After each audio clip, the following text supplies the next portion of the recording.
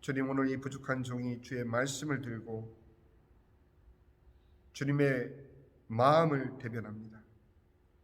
팬데믹 오랜 기간 동안에 저희 신자는 물론이요, 우리 모든 교회를 향해서 주님께서는 믿음의 본질로 돌아가라는 삶을 통한 책찍질을 저희들에게 허락하시고, 그동안 우리의 귀를 너무도 즐겁게 했던 수많은 미사여구를 걷어내시고 온전히 하나님의 말씀을 통해서 우리의 살아있는 신앙이 점검받고 부족한 신앙이 채움받고 진정 믿음이 아닌 것으로부터 우리가 과감하게 돌아설 수 있는 귀한 기회를 허락하여 주신 주님께 감사드리옵니다.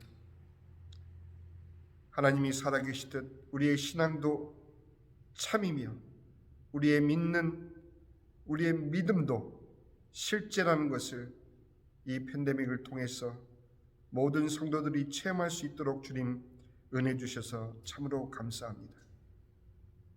하나님께서 이 한 시간도 주님께서 온전히 저희들을 주장하여 주셔서 준비된 말씀 가운데 성령님께서 우리 마음의 깨달음을 도우시고 하나님께서 함께 하심의 분명한 위로를 말씀을 통해 얻을 수 있도록 주님 도와 주시옵소서. 더 이상 믿음이 아닌 것에 우리의 마음을 빼앗기는 일이 없도록 온전히 주님께서 믿음의 발판을 새로이 다지는 귀한 예배가 될 수 있도록 축복하여 주시옵소서. 모든 시종을 우리 주님께 맡겨오며 의탁드리올 때 우리 주 예수 그리스도의 이름으로 감사하며 기도합나이다. 아멘.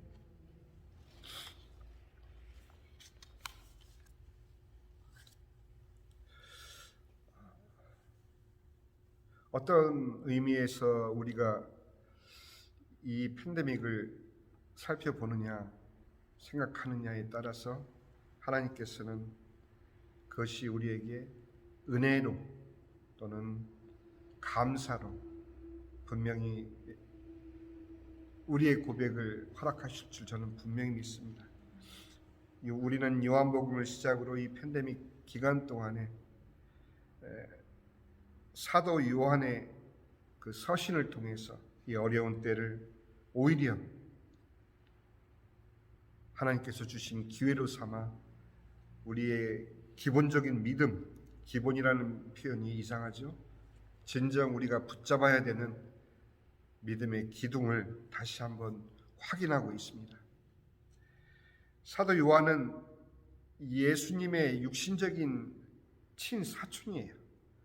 오히려 육신적으로 너무도 가깝기 때문에 그가 내세울 수 있는 많은 그런 크레딧이 있음에도 불구하고 그는 요한복음을 통해서 오히려 예수님께서 그의 가까운 혈육으로서 내가 예수님을 모셨노라 하는 그런 자랑이 아니라 오히려 요한복음을 통해서 예수님께서 창조주이심을 선포하고 있습니다. 그리고 오직 예수님만이 구원이시요 예수님만이 하나님이심을 선포하고 있어요. 그리고 요한계시록의 서론을 통해서는 예수님께서 바로 이제 다시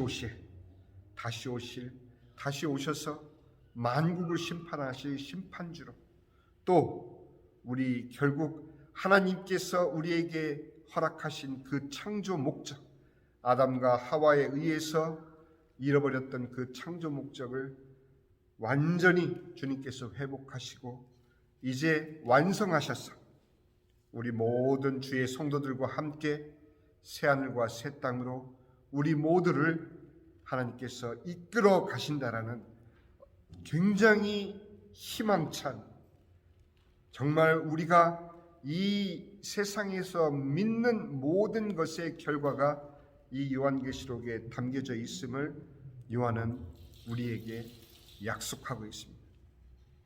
그것은 요한의 어떤 개인적인 설교에 의해서도 아니요, 바로 예수께서 직접 그 천사를 통해서 허락하신 계시를 통해서 하나님께서 우리에게 장차 믿는 자에게 허락될 궁극의 승리가 무엇인지를 그렇게 발표하고 우리에게 소개하는 그런 요한계시록 서론을 우리가 지금 보고 있습니다. 서론에 우리가 지금 벌써 몇 주째 씨름하고 있는 것은 성삼위 하나님에 대한 우리의 믿음을 확인하는 그런 과정에 있습니다. 왜 이토록 성삼위 하나님, 그냥 어떤 그 서신서의 서론으로서 인사말로 지나갈 수 있는 이 부분에 우리가 이렇게 많은 시간을 드리고 있느냐 하면, 우리의 신앙이, 하나님에 대한 우리의 신앙의 가장 중요한 중심은 바로 성삼위 하나님에 대한 우리의 믿음입니다.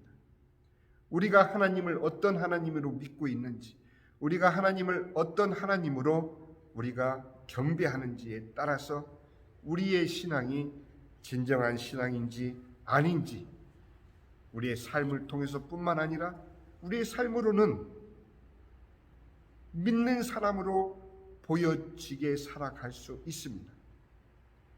우리 삶의 모습만으로는 우리가 신자임을 남들도 인정할 수 있습니다. 그러나 우리가 주님의 마지막 그 심판대에 섰을 때 정녕 우리 신자들이 예수 그리스도의 그 보혈의 공로에 힘입어 주님께서 나를 안다 시인하시는 그 순간만큼은 그렇게 보여지는 겉모습으로 우리가 자신할 수 있는 것은 아니죠.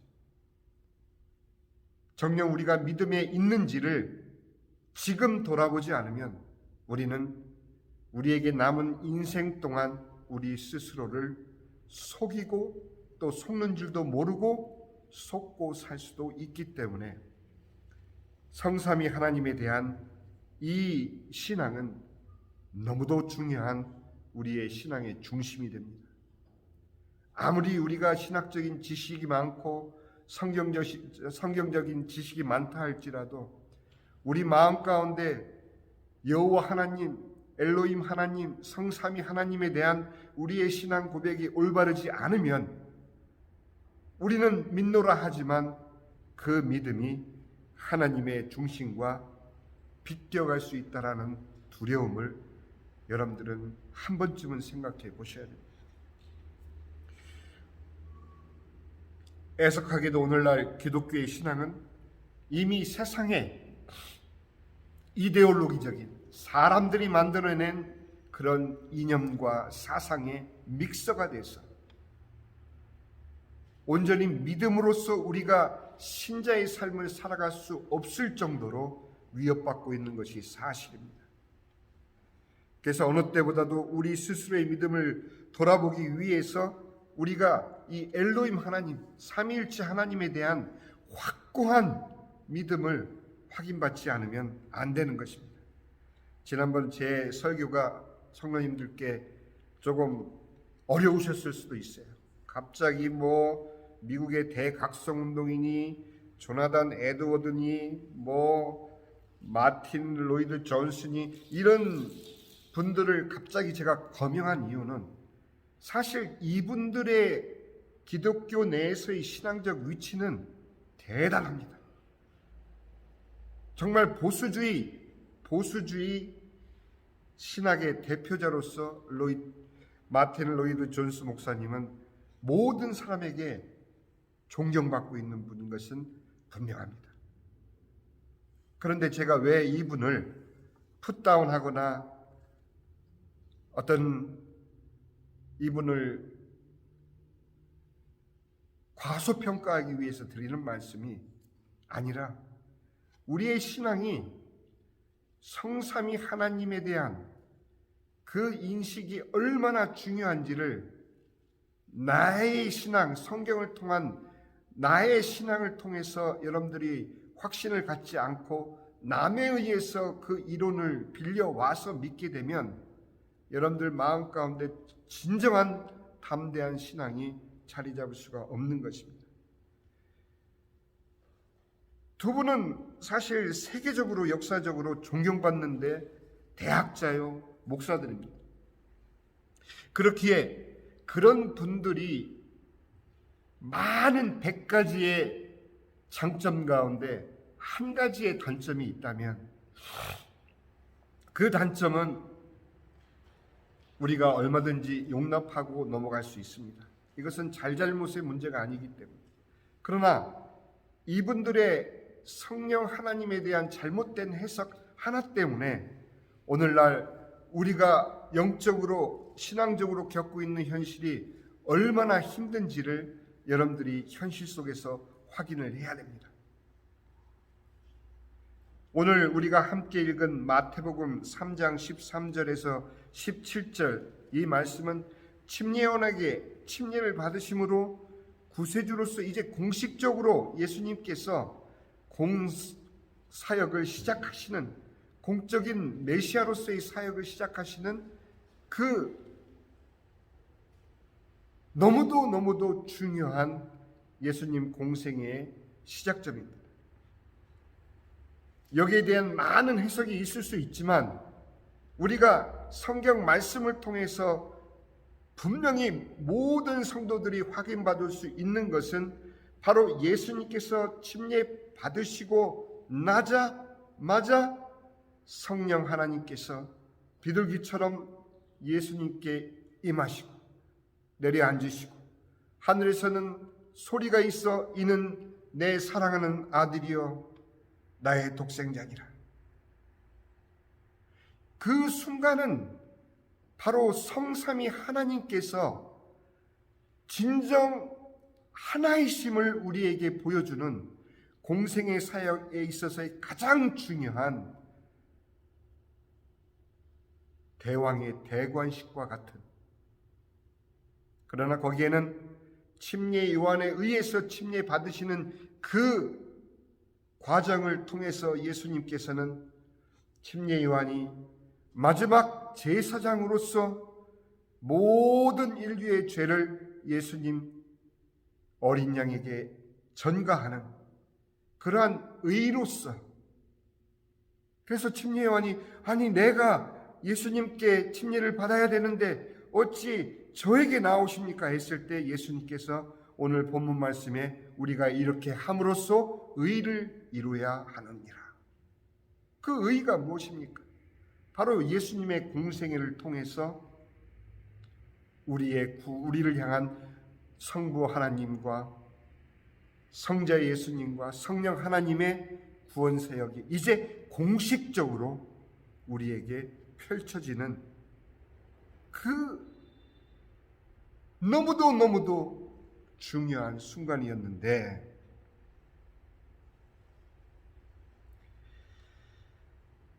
마태복음 3장 13절부터 17절까지의 말씀을 우리가 다시 한번 천천히 한번 읽어볼게요.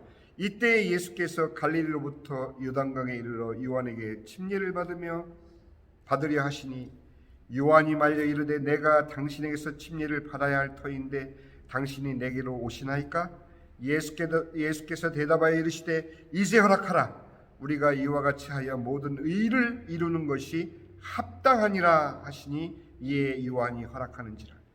예수께서 침례를 받으시고 곧 물에서 올라오실새 하늘이 열리고 하나님의 성령이 비둘기같이 내려 자기 위에 임하심을 보시더니 하늘로부터 소리가 있어 말씀하시되 이는 내 사랑하는 아들이요 내 기뻐하는 자라 하시니라. 여기에 달리 해석할 이유가 있을까요? 그런데 이 하나님에 대한 신앙을 어떻게 고백했는지를 우리가 먼저 두 번째 역사적으로 살펴보기로 하겠습니다. 조금 전에는 말씀 그대로 우리가 성경적으로 이 예수님의 침례 받으시는 이 광경을 우리가 읽었어요. 두 번째로 역사적인 기독교 역사에서의 증거는 성삼위 하나님의 삼위일체에 대한, 저희가 침례교 교회이기 때문에 1689년에 제2차 런던 침례교 신앙 고백서 제2장 하나님과 삼위일체에 대한 사망에 이렇게 고백하고 있습니다. 말이 조금 어려울 수도 있습니다. 하나님은 신성과 무한함에 있어 성부와 말씀이신 성자와 성령 삼위로 계시나 실체와 권능과 영원함에서는 한 분이시다. 삼위일체를 설명하고 있는 것입니다. 우리의 신앙 고백으로서 이 고백서가 채택한 내용이에요. 아까 우리가 읽었던 성경 본문에서의 삼위일체는 너무도 명확합니다. 예수님께서 침례를 받으시고 올라오셨죠. 성령 하나님께서 비둘기같이 예수님께 내려앉으셨죠. 하늘이 열리고 성부 하나님의 음성이, 이는 내 사랑하는 아들이요 내 기뻐하는 자라. 삼위일체가 그대로 우리에게 현현하시는,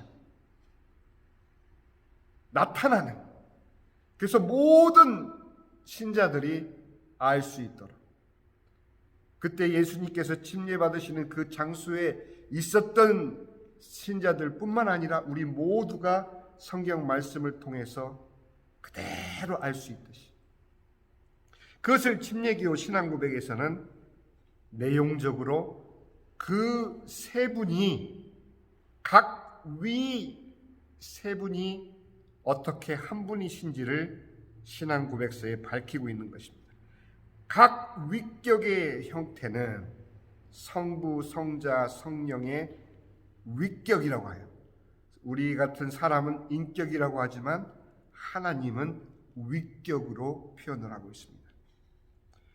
위격의 형태는 완전한 신적 본질 속에서 서로 나눠지지 않는다. 각각 삼위 하나님이 각각의 위로서 우리에게 현현하셨지만 신적 본질, 완전한 신적인 본질 속에서는 서로 나뉘지 않는다. 그리고 또 덧붙이기를, 성부는 어디에도 속하지 않으시며 다른 위격에서 나시거나 나오시지 않으신다. 성부 하나님은 다른 위격에서 나오시지 않는다라고 신앙 고백을 하고 있어요. 성자는 성부에게서 영원히 나시며, 성부 하나님은 나시지 않았어요. 성자 예수님은 성부 하나님께로부터 영원히 나시며, 인간적인 출생처럼 그런 출생이 아니라는 얘기예요. 영원히 나신다라는 의미는 eternally begotten, 영원히 나시며, 성령은 성부와 성자에게서 영원히 나오신다. 나시는 것은 begotten, 태어나신다라는 의미인데 성령님은 나오신다라고 표현을 했어요. 그 의미는 바로 eternally proceeding, 출현하신다는. 제가 왜 이렇게 어려운 기독교 역사의 증거를 침례교 신앙 고백에서 이렇게 여러분들에게 이 말씀을 드리냐 하면, 이제부터 드리는 조나단 에드워드 목사님과 마틴 로이드 존스 목사님의 성령 하나님에 대한 잘못된 해석을 설명하기 위해서입니다.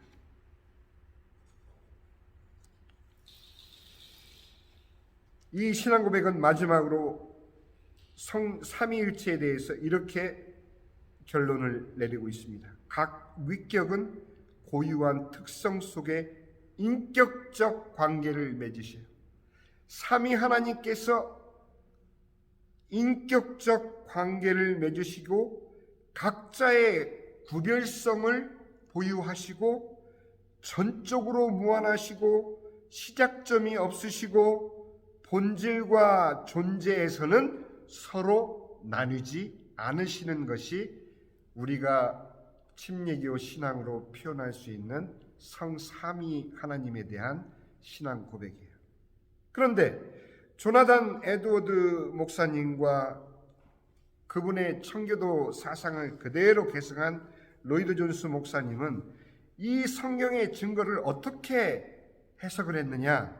예수님께서 침례 받으신 후 성령님이 비둘기처럼 임하신 것은 바로 예수님께서 그분들의 표현으로 성령 세례를 다시 받았다라고 잘못 해석했던 것이에요. 예수님께서 침례 받으시고 올라오시면서 성령 세례가 다시 임하신 게 아니라는 것을 제가 설명하기 위해서 성경적인 증거와 또 1689년에 런던 침례교 신앙 고백서를 인용을 한 것입니다. 우리가 어려운 이야기라고 해서 여러분들이 그냥 지나치시면 안 돼요. 이 팬데믹 상황 가운데서 하나님께서는 우리의 신앙을 덧칠하고 있는 모든 거칠애를 지금 벗겨내시면서 복음의 본질이 과연 너에게 소유되어 있느냐라고 물으시는 그 시대를 살아가고 있기 때문에 저는 솔직히 개인적으로 이 팬데믹이 빨리 끝나는 것이 오히려 두려운 정도예요. 왜? 다시 일상으로 돌아가 버리면 우리는 우리의 신앙의 본질을 돌아볼 틈도 없이 또다시 바빠지기 때문이에요. 분명한 것은 예수님께서 침례 요한에 의해서 침례를 받고 마치 우리가 구원받고 침례를 받는 듯이 그렇게 그 순간에 예수님께서 구원을 얻으시고 나서 성령 하나님의 성령 세례를 받은 것이 아니라는 얘기입니다. 이 두 분의 이 해석이 근거가 되어 구원과 성령 세례를 별개로 주장하여 구원받은 자가 다시 성령 세례를 받아야만 진정한 신자가 된다라는 주장이 기독교를 휩쓸었습니다. 이미 지난 얘기처럼 들리실지 모르겠지만 그렇게 먼 옛날이 아니에요. 당신 예수 믿었어? 아멘. 예수 믿었어요. 그러면 성령 받았어? 그게 뭔데요? 성령이 내 안에 이미 와 계신 거 아닌가요? 아니야, 성령 세례 받아야 돼. 이런 이야기 여러분들 들어보셨을 것입니다.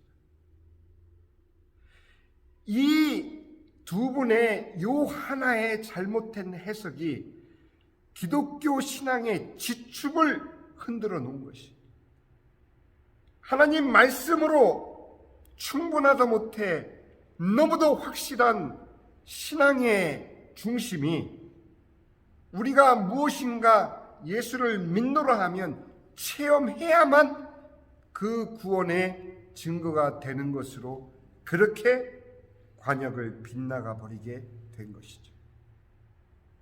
거기서 이제 더 진행되네요. 어떻게 더 진행되느냐? 그 성령 세례의 증거는 다름 아닌 방언이다.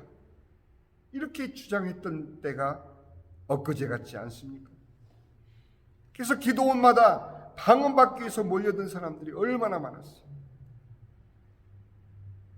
아니면 소나무, 약한 소나무 하나라도 들고 흔들어야 성령께서 임하시는 걸로 얼마나 많은 사람들이 기도원에 가서 씨름을 했는지 여러분들 기억하실 거예요. 아니에요.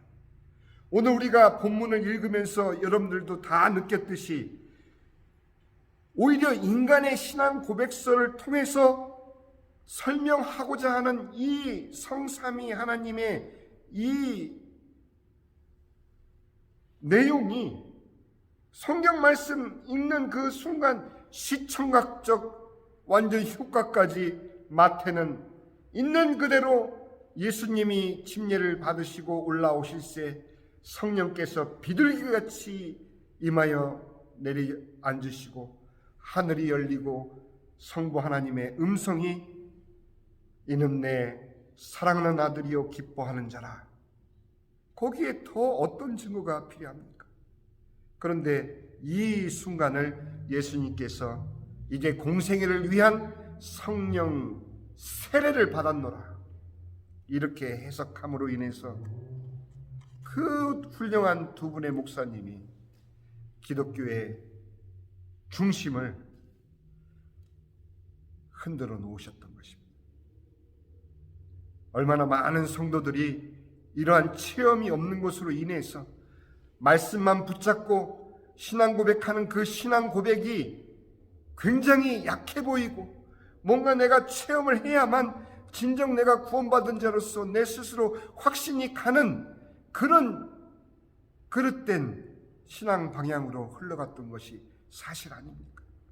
저는 체험을 부정하는 사람이 아닙니다. 저희 어머님은 일자 무식, 예전에 글 하나도 배우지 못한 어머님이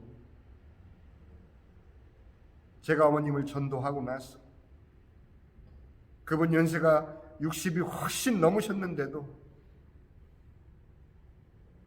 아무것도 안 했어요. 그냥 예수님만 전도해 드렸는데 어머님이 그때부터 손자가 보고 한글을 익히려고 사다 놓은 그 자석 벽에다 붙이는 자석 글자판을 이 노인네가 어떻게 그거를 깨달으셨는지 혼자 한글을 깨치셨어요. 평생 글자 공부를 하지 않으시던 분이 예수 믿고 나서 한글을 스스로 깨치셨어요. 이유는 단 하나, 성경을 읽기 위해서, 찬송을 부르기 위해서. 그걸 어떻게 설명합니까? 기적이 아닌가요? 시골에 아무것도 모르는 일자무식의 할머니가 기도하고 하나님께 은혜 받고 꿈꾸면 하나님께서 나타나서 그림책을 펼쳐주시면서 은혜 주시고, 그럼 그 할머니는 그 은혜를 받고 예배 때 또 말씀으로 확인을 받으면서 하나님과 그렇게 교제하는 그 신앙을 우리가 기적이라고 얘기 안 하나? 할 수가 없는 건가요? 근데 그 할머니가 어디 동네방네 다니면서 나 이런 체험했네, 나 이런 환상 봤네 이러면서 자기보다 신앙 약한 사람들을 깔보고 업신여기고 교회에서 큰 소리 치면서 당신 구원 받았어? 당신 구원 안 받았지? 정죄하고 이렇게 합니까? 아니잖아요. 하나님께서는 필요하신 분들에게 그림책도 보여주시고 음성도 들려주시고 미리 그분들에게 닥쳐질 일을 꿈에서도 미리 보여주시고, 제가 만난 한 자매는 자기가 너무너무 어린 시절에 외롭게 할머니 집에서 성장하고 있을 때 너무너무 외로워서 어느 날 여름에 평상에서 잠을 자다가 이게 잠인지 뭔지 모르는데 갑자기 하늘에서 사닥다리가 내려오더니 천사들이, 조만한 날개 달린 애기 천사들이 막 왔다 갔다 하는 것을 봤다는 거라. 그 어릴 때 12살 때. 근데 그 얘기를 아무한테도 하지를 못했던 거예요. 교회에 출석해서 몇 번 그 얘기를 하려고 했더니 다 이상한 사람 취급해가지고 하지를 않았다는 거예요. 그래서 저한테 그 얘기를 들려주길래 제가 이것이 바로 창세기 어디 나오는 장면이다. 얼마나 하나님께서 긍휼이 넘치시면 그 자매를 위해서 그 성경을 시청각적으로 환상으로 그렇게 보여줬겠습니까? 뭔지도 모르는 내용이 뭔지도 모르는 그 내용을 십수년 뒤에 비로소 성경을 통해서 이게 그 장면이었구나. 분명히 하나님 역사하십니다. 그런데 성령 세례받지 않았으면 믿는 자가 아니요, 성령 세례의 증거는 방언인데 방언 못하면 신자가 아니요, 이런 해프닝을 우리 한국 기독교회가 지난 몇십 년 동안 겪어왔던 것입니다. 제가 어느 특정 교단을 책잡고자 하는 것이 절대 아닙니다. 왜? 다른 이유가 아니라 그 두 분의 훌륭하신 그 두 분이 조나단 에드워드의 대각성 운동 당시에 일어났던 그분들 주장으로는 성령의 증거라, 성령 체험의 증거라 이렇게 말씀하시는 그 내용이 사실은 오늘날 재현되고 있는 거 여러분들 아십니까? 기도 중에 금가루가 뿌려지고, 아말강, 이 틀니를 만드느라고 박아놓은 아말강이 금리발로 변하고, 방언과 방언 찬양, 그 방언이 어떤 의미인지도 모르지만, 또 그 찬양이 어떤 의미인지도 모르지만 그저 심취해서 춤추고, 괴성과 웃음과 쓰러짐과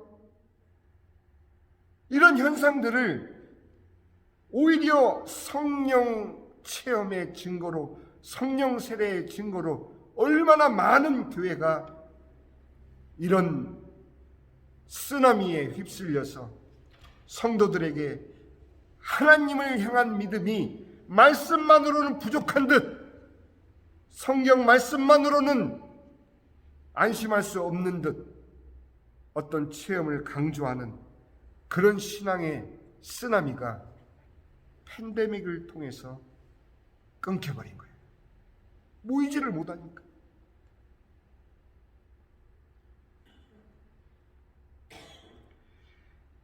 또한 성령님의 기름 부음으로 이 같은 체험을 전파할 수 있다는 몇몇 유명 종교인의 그런 활동으로 얼마나 많은 사람들이 가서 임파테이션, 기름 부음을 받을지어다 하면 그냥 넘어지고 싶어서,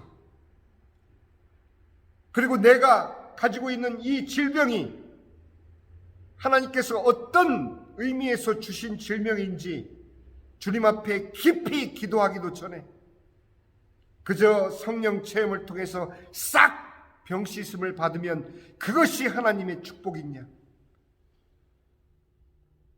하나님께서 우리에게 고통을 주실 때에는 하나님의 분명한 사랑이 우리에게 증거되는 증거라는 것. 책찍질을 맞지 않으면 사생자라는, 고통이 없으면 우리가 오히려 버리운 자녀로 취급받을 수밖에 없는 신자의 삶 가운데 당하는 그 모든 어려움과 고통은 하나님의 섭리 안에서 허락되는 고통과 어려움이라는 것을 여러분들 왜 고백하고 감사하지 못합니까?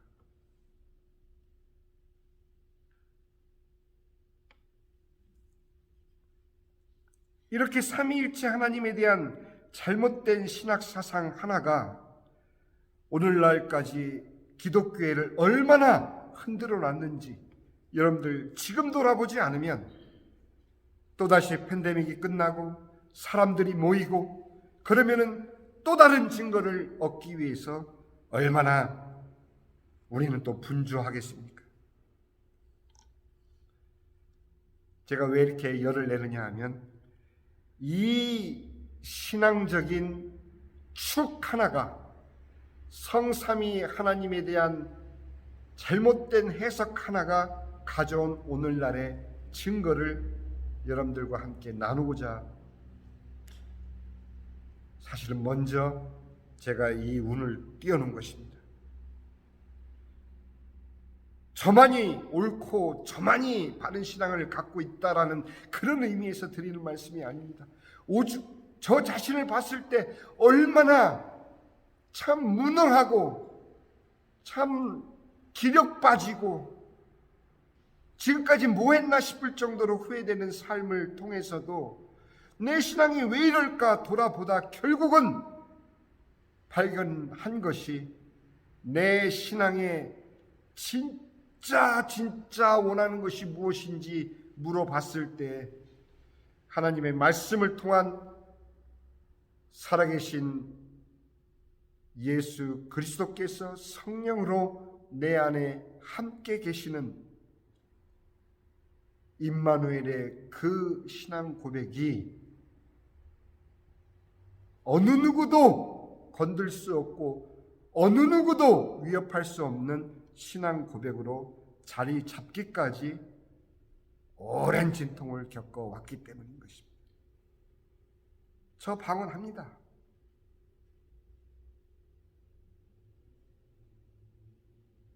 그러나 그것이 그분들의 주장대로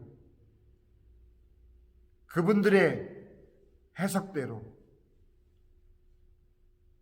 그 하나가 우리의 신앙을 좌지우지하는 그런 의미가 아니에요.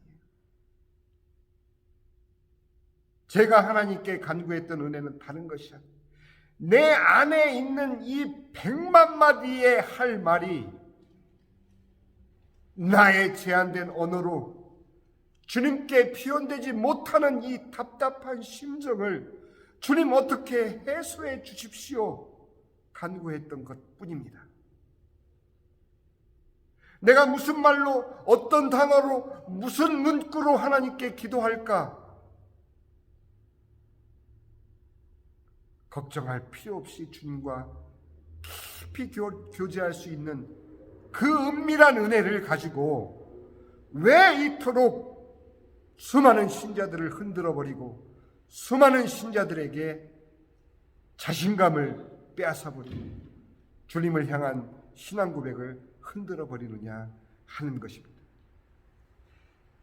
성령 충만에 대해서는 제가 다음번 설교에서 말씀을 나누겠습니다. 우리가 성령 충만하다라는 그 의미를 지금까지 너무 잘못 알고 있었기 때문에 두 가지 이제 요점만 말씀을 드리겠습니다. 지금 종교다원주의에서 그 수많은 종교들이 하나로 모아지는데 사용되고 있는 것이 다름 아닌 방언이기 때문에 그런 것이에요. 불교의 우리 아들은 스님이라고 안 하더라고요. 목사님 하는 것처럼 스님 하면 좋은데 목사 이럴 때도 있잖아. 그러니까 할래 난.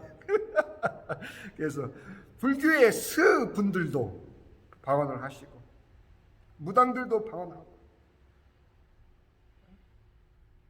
힌두교도 방언하고 각기 다른 종교에서 일어나는 그 방언 현상이 그들이 주장하는 것은 바로 우리가 종교는 다를지라도 한 하나님을 찾아가는 길이기 때문에 똑같은 체험을 하고 있다라는 그들의 주장에 방언이 사용되고 있는 것이 오늘날 현실이기 때문입니다.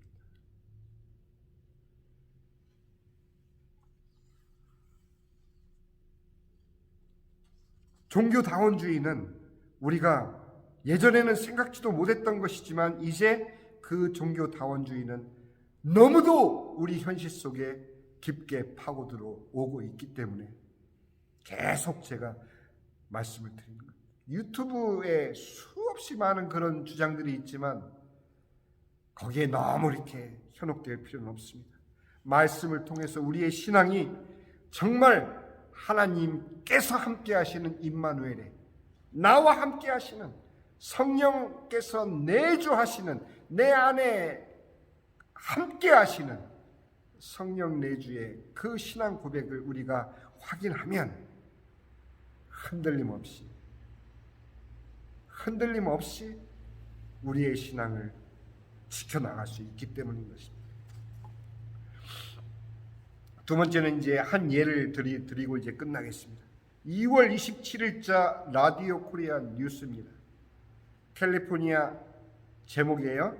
뉴스 제목이 장난감 성별로 분리하는 백화점의 벌금 부과 움직임이라는 제목의 기사입니다. 보신 분들도 이미 계시겠지만 제가 읽어드리겠습니다.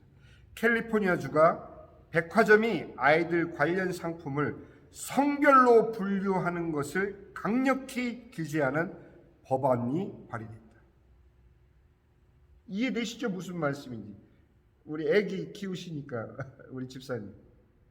백화점에 가면 장난감 코너에 남자아이들 장난감, 여자아이들 장난감 따로 구분해 놓지 않았어요? 로봇은 탱크, 로봇 뭐 보이들 갖고 노는 장난감, 총, 기관총, 물총 할 거 없이, 그죠? 이쪽에는 인형, 뭐 소꿉장난하는 장난감, 도구 다 구분해 놨잖아요. 그거를 하지 말라고 지금 법안을 발의한 것이. 이유는 민주당 소속 이반 로 캘리포니아주 하원 의원은 2월 25일 AB 2826 법령의 그 번호겠죠. 를 발의했는데 아이들 상품을 성별로 분류하는 것을 금지하는 내용이다. 이 법안은 장난감, 의류 등 아이들 관련 상품들을 백화점들이 성별로 분류를 할 경우 제재를 가하는 법안이다. 백화점들은 아이들 상품을 교체하거나 그럴 필요는 없지만 진열을 할 때 전통적인 보이, 걸 이렇게 나눠놓는 분류 방식을 하지 말고 섞으란 얘기. 아니, 장난감 진열과 기독교가 무슨 상관이 있냐고 반문하시는 성도님들이 계실 수 있습니다. 그게 우리 현실이라는 얘기예요. 우리가 성령 하나님에 대한 해석 하나를 역사적으로 잘못 받아들이면서 존경하는 그 분들의 신학을 우리가 따라오면서 결국 그분들의 잘못된 신학 하나를 기반으로 엄청난 소용돌이가 일어났고 제3의 물결이라는 그러한 기독교 내에서의 체험주의 위주의 그런 기독교 신앙이 우리를 휩쓸어 버렸을 때 우리의 신앙은 성경 말씀을 떠나버린 것입니다. 성경을 이용하려는 것뿐이었지 성경 속에서 하나님의 진리를 붙잡기 위해서 몸부림친 것은 아닙니다. 내가 체험한 것, 내가 가지고 있는 것, 그것이 내 신앙의 중심이요, 그것이 나누어 줄 때 진정 하나님께서 역사하시는 걸로 우리는 그렇게 주장해 왔던 것이. 그러니 그런 체험이 없는 분들은 어디로 몰려갑니까? 지적인 만족이라도 얻어야 되니까 성경 공부로 또 몰리게 되는 것이죠. 그렇게 양극화를 겪으면서 정작 하나님의 말씀은 우리 신자에게서 외면당하고 말았던 것입니다. 언제 여러분들 진지하게 이 성경 말씀을 들고 정말 고민하면서 읽어본 적이 있으십니까? 대부분 다 목사님들의 설교로 대신 그분들의 해석에 여러분들이 그냥 아멘하고 받아들이는 그런 형태로 신앙생활을 이어오는 것 사실 아닙니까? 그런 우리들의 어떤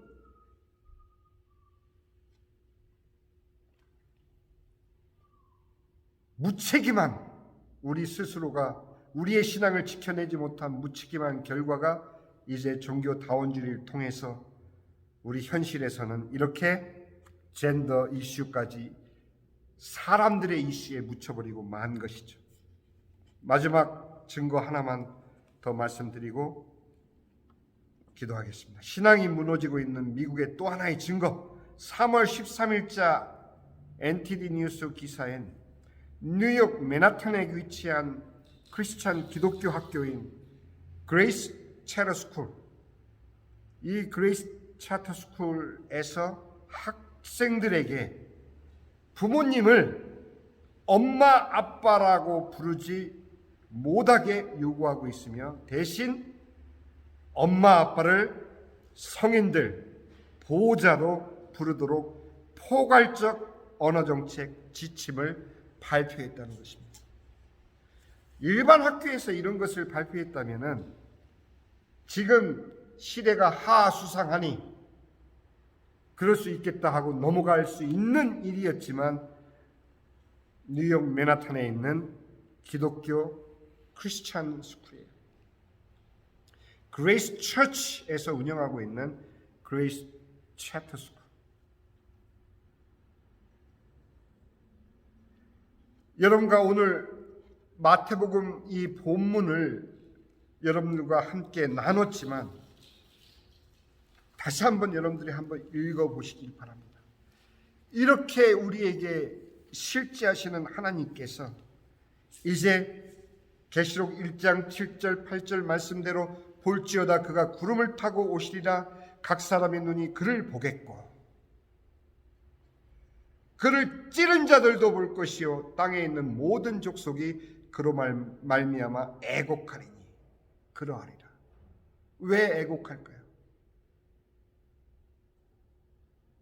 혹여 우리 자신이 그 애곡하는 무리에 속하지 않기 위해서라도 이제라도 우리의 신앙을 점검을 해야 되는 것입니다. 주 하나님이 이르시되 나는 알파와 오메가요 이제도 있고 전에도 있었고 장차 올 자요 전능한 자라. 분명히 주님 모십니다. 그러면 우리는 어떤 신앙으로 우리의 신앙을 지켜나가야 되겠습니까? 17세기 말 조나단 에드워드의 미국 교회 대각성 운동 이후에 그의 사상을 그대로 계승한 마틴 로이드 존스의 성령론의 오류에 맞물려 1900년대 초를 시작으로 퍼져나간 기독교의 체험주의 성령운동은 결국 지금 현재 종교다원주의의 발판이 되어 오히려 기독교의 복음을 공격하고 있는 현실을 여러분과 우리 자녀들이 살고 있다는 실제 예를 오늘 우리가 함께 나눠봤습니다. 마지막 요한일서 2장 18절과 19절 말씀, 아이들아 지금은 마지막 때라 적 그리스도가 오리라는 말을 너희가 들은 것과 같이 지금도 많은 적 그리스도가 일어났으니 그러므로 우리가 마지막 때인 줄 아노라. 그들이 우리에게서 나갔으나 우리에게 속하지 아니하였나니 만일 우리에게 속하였더라면 우리와 함께 거하였으려니와 그들이 나간 것은 다 우리에게 속하지 아니함을 나타나려 함이라. 기도하겠습니다.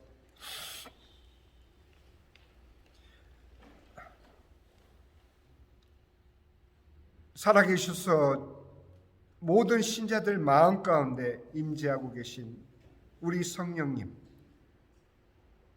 그 성령님을 우리에게 보내주신 보혜사로 보내주신 또한 보혜사이신 예수님,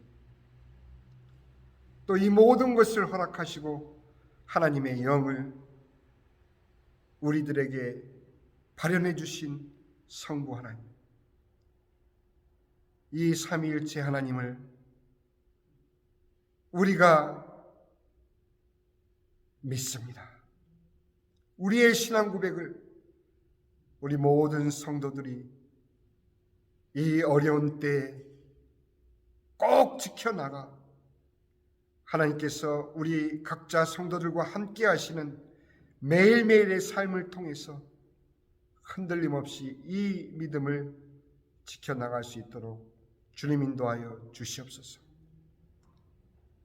우리 교회가 이제 새로워지지 않으면, 우리 교회가 다시 말씀으로 돌아가 말씀이 되신 예수님을 붙잡지 않으면, 우리는 이미 세상의 수많은 사람들의 이념과 사상과 이데올로기에 완전히 파묻혀